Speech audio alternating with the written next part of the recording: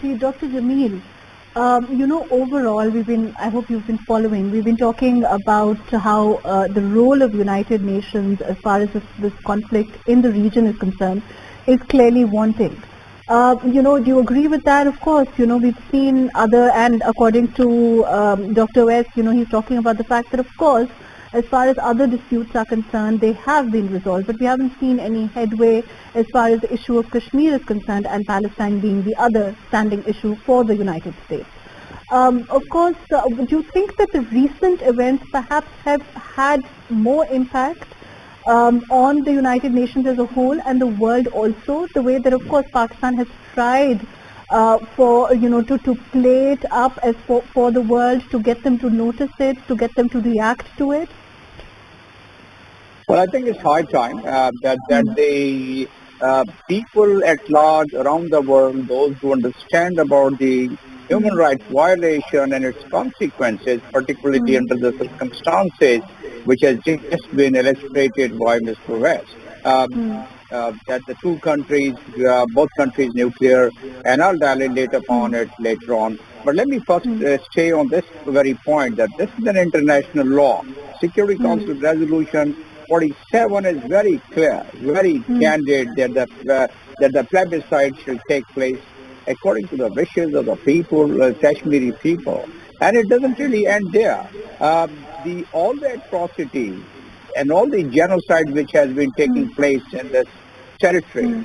Now, where in the world there is a contingent of force more than 900,000 in a smaller territory and in such a small segment of population? I think this is by itself.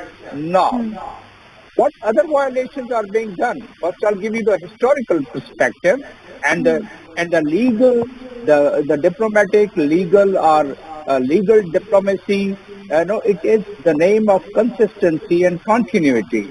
So if it has not been resolved, it has to be resolved under the Charter of the United Nations and all the other international laws.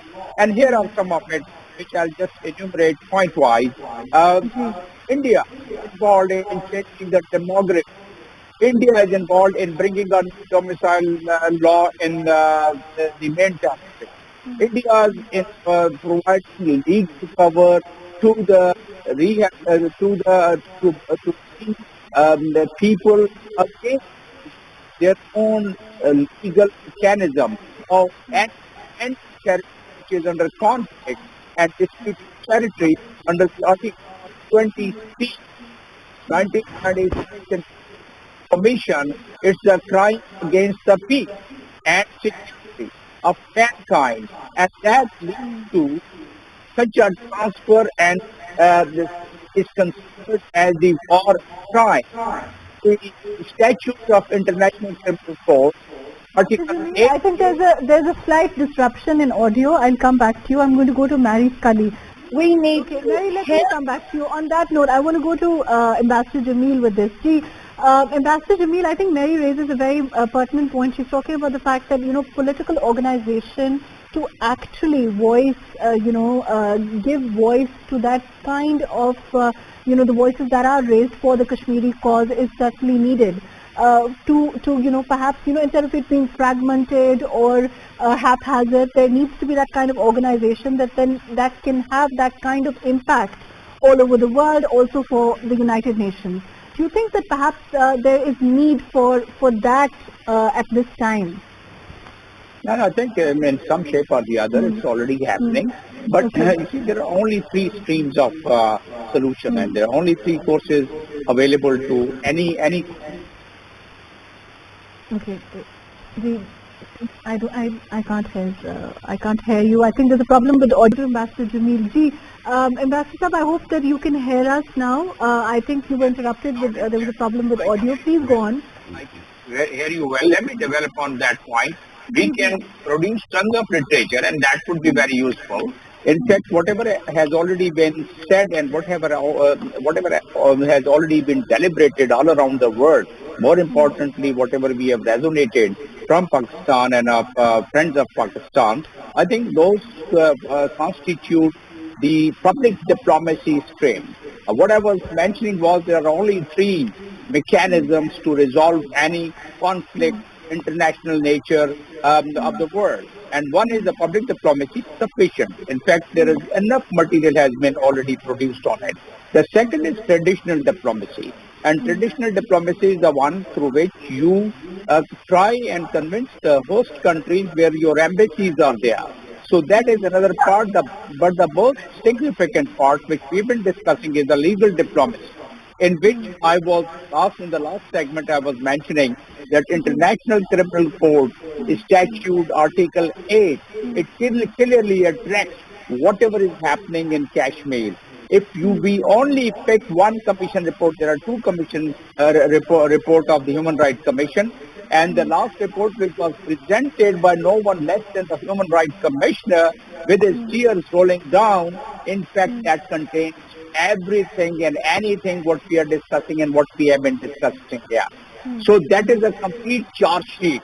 Not only that, the Secretary General's report recently published, that was so candid that there were 4,000 injuries of the pellet guns, and there are 1.3 million pellets fired in Kashmir within a limited period of time, which is the maximum around the world.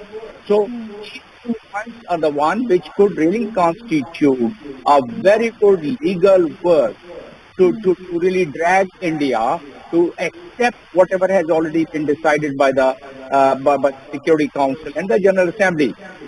I would also like to underscore General Assembly Resolution number 2649, which gives the right to the freedom fighter to and to fight and to resist, and plus the world has the obligation to assist them in whatever manner they can. So world has the obligation. At the same time, how that can be triggered. Basically, the UN Charter is very clear. If any member state doesn't follow the international law, doesn't comply with the international law, then there is Chapter 6 and Chapter 7 of the United Nations Security Council. And unless those Chapter 6 and Chapter 7 in particular is involved, I think India, the stage which it has attained, it would become very hard for the world community to really make India understand, because India is going scot-free with whatever they are doing and whatever violation of the world they are making. So they think that because of the international political scenario, international geopolitical scenario, they have gained some importance, and their allies, India's allies, are quite important one, including United States. So they are really turning their face on the other side. So basically, if that is not done, then it's just matter of another Security Council resolution indicating that resolution number 47 should be implemented. Otherwise, we are invoking Chapter 7 of the Security Council Charter, period. And that will be the solution. Now, how to attain that? The best way to attain it, the way Mr. West was also saying, and Ms. Mary, that enough material has been created. There is a bottoms of pressure around the world by the human rights proponents. And therefore, those respective governments, once they go to the Security Council or the General Assembly, they should have that in their mind that their own population are quite sensitized about human rights violation in Kashmir and in India overall. If we only take the example of Citizens Act, that by itself reflects the international community, how the discrimination is taking place, and that is also against the international law. We're talking about Kashmir.